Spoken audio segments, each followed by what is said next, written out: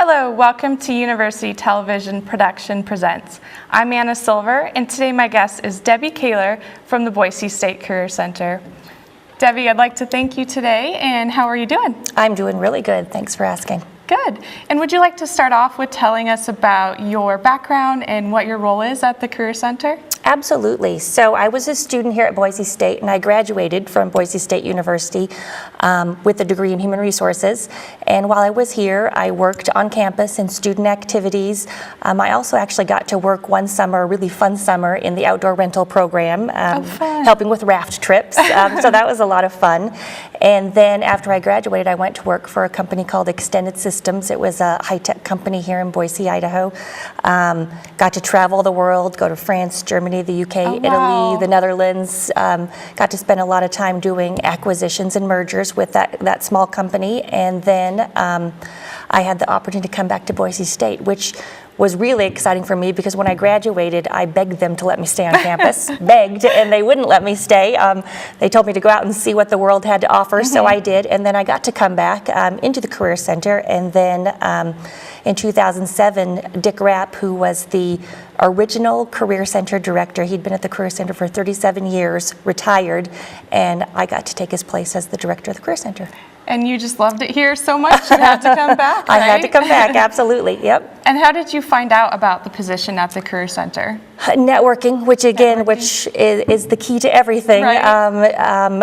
Through a person that actually worked for me at Extended Systems, she had found out that there was an open position to manage the internship program at the university, and then she moved away to Oregon, and so I applied for it because it was just a better fit at the time. I had two young kids, and it was just a better fit. So it was really all through networking. Very good. And so you're raising a family here in Boise. Yes, I am. Very good. And let's go into what the role and the mission of the Career Center is. Oh, okay. So that's an easy one for me. The mission of the Career Center is really make college count. It's helping our students make college count, make the most of their college experience. So we help students with their career planning process, career decision-making process, and we help them with their job search, and then we provide lots of opportunities for them to connect with employers. Awesome. And what kind of services, I know you already went into this a little bit, well, what kind of services do you offer? We offer services that range from career planning, career decision-making, major exploration. We help students with internships. If students are looking for on-campus jobs or just part-time jobs in general while they're going to school, we help them with those. We help students go through the job search process, so like helping develop resumes, cover letters, helping them get comfortable with the interview process. We help them develop LinkedIn profiles. We help them establish their personal brand.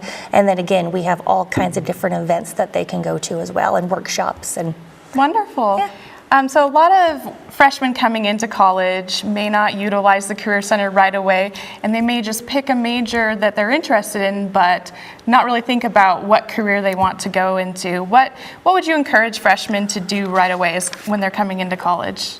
Well, I think it's really important that they start the career planning process early. Employer expectations have increased so much over the past years. I mean, they expect our students to graduate with not only a degree, but with skills and experiences and specific attitudes and behaviors. So those first-year students, it's important for them to start exploring their options early. They don't have to pick one right away, but start exploring those options early and come visit the Career Center to really start that career plan, because so many of our students may think they know what they want to major in, and some of them can even identify what it is they might want to do with that major. But when you ask them how they're going to get from point A to point B, they're not really sure. And those are really important steps in order for them to be employable when they graduate. Right. And you mentioned that you do have career planning and counseling. What does that entail? So we have some really amazing career counselors on the staff at the Career Center. They went out and got their education in order to help these students here at Boise State go through this process. So it could be just a one-on-one conversation. helping students work through ideas, work through, the many different ideas, or to be honest, the lack of interest in anything. Right. They could actually do a career assessment. We have multiple career assessments. SIGI is our main career assessment, but we also have the strong interest inventory as well as the MBTI, and a student can go through one of those and then come back and see our counselors again and sort of just evaluate what it means, what are their values, what are their interests, what are their abilities, what are they passionate about, and our counselors can help put that in perspective, put it into practical terms, and then help them develop a career plan. So not only are students able to come into the Career Center physically, but you also offer online career planning modules, correct? We do, and we actually just started these, and they're really exciting for us because this is actually a really interesting thought. So when we go through orientation with all those first year students coming in, we get to speak to all of them, and one of the very first questions we ask them is, why are you here? Why are you investing your time, your money, your resources, your energies in a college education? And you can imagine you get some pretty interesting answers from 17, 18, 19-year-olds, Right. big groups of them. But by and far, the main theme of why they're here is employability. There's a specific job they're interested in and they know they need a degree. There's a career they want to pursue. They want to better their position in life. So that's the main reason why they're here. Now, once they get here, we know that they're going to get a lot more out of a college education than becoming employable, but that's the driving factor for them. But when you look at that, that may be their number one reason, but there's nothing required about career planning. There's nothing required about the services at the Career Center. And so if you combine that with the increased expectations that employers have, we know students need to start the whole career planning process early. They really, really need to in order to be employable and be competitive when they graduate. So while we see a lot of students at the Career Center, thousands, multiple thousands each year come into our office, we also know that we're not seeing nearly enough of those students, that there are some students that really, really need this career planning process that are never going to walk through the doors of the Career Center. So we've created these modules. They're short. They're 20 to 25 minutes long. They're multimedia, they're interactive, they're online. Anybody can access them. They can be used, the goal is to get them used in the classroom, to embed this into a student's college experience. But they can be used in a classroom, they can be used in workshops, they can be used in advising sessions, they can be used as assignments. Students can find them on their own. Wow. And so again, it's just an opportunity to introduce and give students more information on this career planning process. And then by the end of the summer, we'll actually have a set of modules available for the job search process too. So they're pretty exciting. Great, and that's good for students who have an extremely busy schedule and may not be able to make it in. So that's wonderful for them. Correct, and it gives them ideas to really think about as far as that career planning process goes, and helps them understand that in order to be successful, in order to take advantage of college, it's really what happens inside the classroom and outside the classroom. Right. And you mentioned getting started early, and there's a lot of events held for high school students, prospective students at Boise State. Do you participate in any of those events? Just getting the word out? Yeah, we do. This is the first year I actually got to go on the road a couple times with our admissions team, and we really introduce the Make College Count idea at those recruiting events. And then I also get to speak, Avid was on campus last week, and we got to speak to them. I know the Extended Studies is doing sophomore start for high school students. They're coming in Saturday. We're speaking to them. And then one of the really neat things that we're trying to do is we've created a career and life planning class that's online. It's for high school kids. Oh, wow. And it's run through the Idaho Digital Learning Academy and concurrent enrollment. And we did that because there's so many rural school districts in the state of Idaho where these students are first generation students. Maybe they're not thinking about going to college, or maybe they want to think about it but don't know all the resources or how to think about it. So we're trying to get to those students and just give them an idea of what this college thing is all about.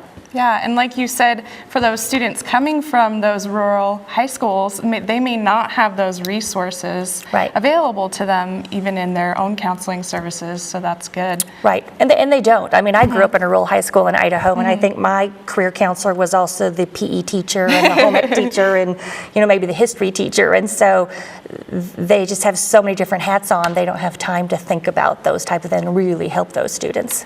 Very good. Yeah. And so moving along, what would a student, going into the workforce, what would the first skills they should have be just jumping into the workforce? Oh, you're going to test me on our Make College Count skills. So, every major, every discipline has what we call disciplinary skills, and if you are majoring, whatever your major is, there is a set of skills that employers would expect you to have. But beyond that, and this again is where Make College Count comes in, beyond that, regardless of what your major is, employers expect our students to come out of college with these set of professional skills or boundary crossing skills, and they can range from communication skills to critical thinking to analytical skills, team building, initiative, integrity. I'm doing pretty good, actually. Problem solving, building professional relationships, and that's not an all-inclusive list, but those are the skills employers are looking for. And the really cool thing about that is we did the research to identify what the skills that our employers, the employers that recruit at Boise State, look for.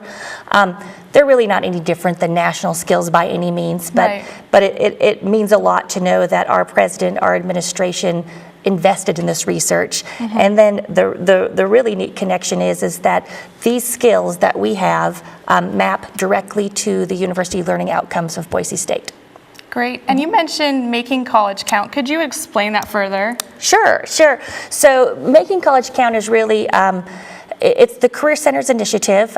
We hope it becomes Boise State's initiative, but it's really an all hands on deck effort to that crosses student affairs and academic affairs and touches all areas of the university. And it's meant to help students take control of their future, maximize their educational investment, because it costs a lot to go to school. We know it. Parents know it, students know it. It's a big investment, so they need to make the most out of it, and then to meet or exceed the goals that they come here with. And it really is. It starts at the beginning. It starts with the career planning process and helping students understand first of all, what it is maybe they want to major in, what type of career they're looking at, what they're passionate about, and how they can translate that into career opportunities. And then that's the first phase of Make College Count, and it talks about the skills that we have and how you can go about getting involved in those skills, or not getting involved in those skills, but gaining those skills, like through undergraduate research or internships or service learning or study abroad or clubs and orgs, class projects, all of those type on-campus jobs. And so students have all of those, they engage in all of those, they build the skills, they have the experiences, and then on the back end, Make College Count is about how a student articulates those skills, how they tell their story to an employer, so an employer understands how possibly you might be president of your sorority, or you might have been the treasurer of this club or organization, or you went on study abroad. Well, how is what you learned and the skills you gained, how does that translate into the job that they have? And that's a great point, that you should make the most out of your college experience, and it is expensive, so you really should have a plan and set. So you did speak on internships. What would a student do to maybe find an internship or get the first step going there? Okay, so an internship search is like any other job search, really. And Boise State has a lot of resources to help with that. So students look for an internship at Boise State. They're not placed in them, but they can start with their department internship advisor. Every department has an internship advisor that can assist a student in identifying potential opportunities or at least companies to look at. At the Career Center, we have, again, our counselors can help with that internship process, or we manage the internship program for the university at the Career Center. So we have one person that is really responsible for that. She can meet with students and kind of help them work through identifying internships. And then when students apply for an internship, they fill out online, it's the internship application for academic credit. And part of that database allows students to go back and search it by perhaps major or by company or job title, and they will then come up with a list and get ideas of where the past 5 years of students have done internships in the marketing department, or students from sociology, or communication, where they've all done their internships. So it gives them ideas to think about and then go pursue opportunities. Awesome. And what are the most important takeaways a student can gain from doing an internship? From an internship? Well, first of all, I would say if a student is engaged or is going to do an internship, then I would say, first of all, congratulations to them because internships are, from an employer perspective, one of the most important experiences that a student can have. It's a practical experience to apply their knowledge. It's practical in their field of study or their career of interest. So that's a really great thing from an employer perspective. And from what advice I would say to students is, take advantage of every opportunity of that internship. I mean, regardless of what you're asked to do it well. If you are sitting idle for some reason, ask for more stuff to do. Take advantage of any opportunity you have to connect with the people around you, because those are the people that are going to be part of your network and are going to help you find a job in the future. Right. Our internship program, historically, we've had about a third of our students participate in internships, and right now, 25% of those participating are getting their jobs directly from their internship. So it's a big deal. Wow. So yeah, like you said, if you do a good job, that could really propel you into a career at that internship. Right, absolutely. And it might not even be at that company. That company might not have opportunities available, but if you do a really good job and you leave a really good impression, they're going to remember that. And if they have somebody else in their industries looking, or they hear of jobs, they're going to refer you for those opportunities. So it's a big deal. Very good. And say a student didn't have the opportunity to participate in an internship, and they have just recently graduated from college. Right. What are the best, takeaways or advice you could give for a student just diving into the workforce? So I guess I would say if they haven't had the opportunity to participate in an internship, well, first of all, they've probably had the opportunity to engage in some things. And again, I understand that our student population is diverse in nature, and some have time to do more than others.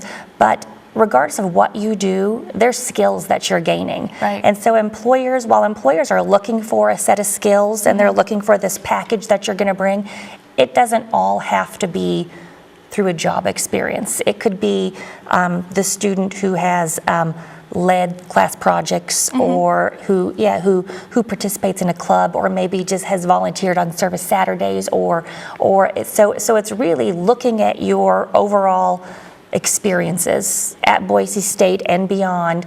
And I would say it's going to be really important for them to have a very strong resume. Always have a very strong resume that's targeted toward a specific position.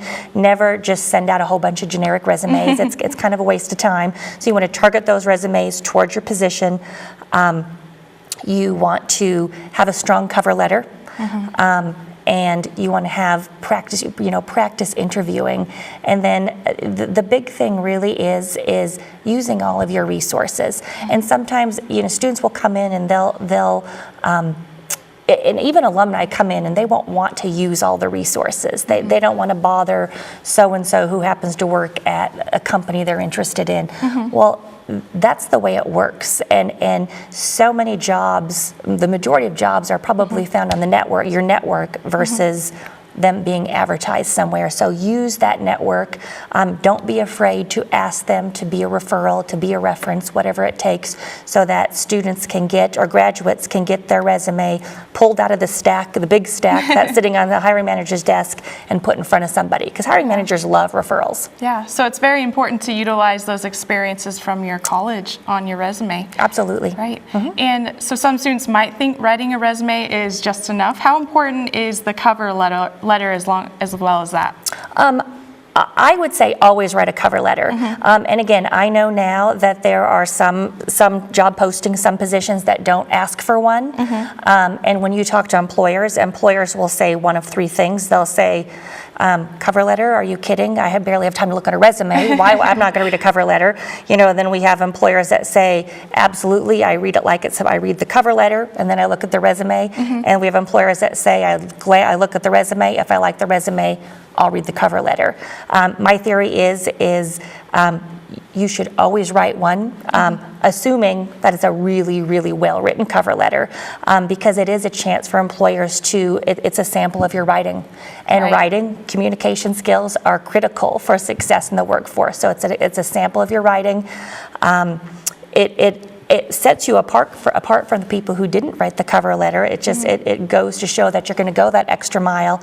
And in a resume, you can only explain things so much. I mean, resumes, even the really well put together resumes, they're supposed to be short, small snippets of information. And in a cover letter, you can expand upon something in the resume, and you can. One of the things you can do in there is really help whoever is reading that cover letter translate, again, skills that you gained in a classroom or in a research project into the job that they're applying for. So you can show those transferable skills. Wonderful. And so students may be a little intimidated by these websites such as LinkedIn. How can they utilize those in the best ways possible? So again, LinkedIn, we would strongly recommend students do a LinkedIn profile. And again, just like with anything else in the job search, you want to have a really strong profile. So you're better off having no profile if you're only going to do it halfway, or if it's not professionally done, that type of stuff. So what they're great for, again, it's connecting. I mean, you can go to a real life networking event and you might meet, 10, 15, maybe if you're really, really, energetic and put yourself out there, you might meet 20, 25 people during an evening. With LinkedIn, I mean, I haven't looked lately, but I think I have 1,000 connections on LinkedIn. I mean, it is, the ability to connect with people is exponential compared to, now again, there's nothing that beats one-on-one connections.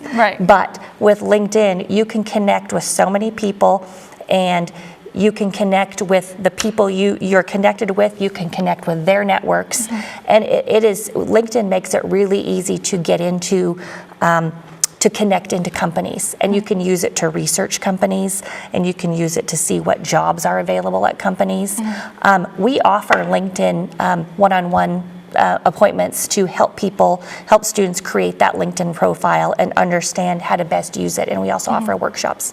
Okay, and what other kind of workshops do you offer besides those? Oh, so pretty much, I mean, any of the services that we offer one-on-one, we're offering workshops now.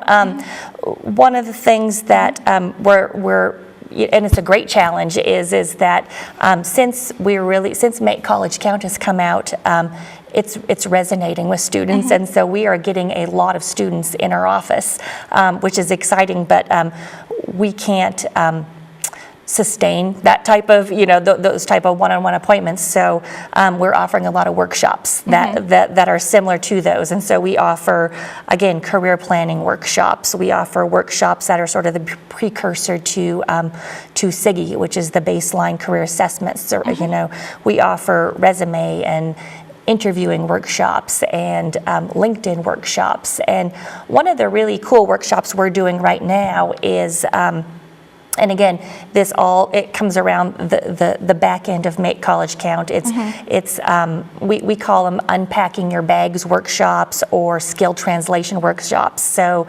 for example, the students that come back from study abroad, so we have a workshop for them, and we sit there with them, and it's like, okay, tell us about your experiences.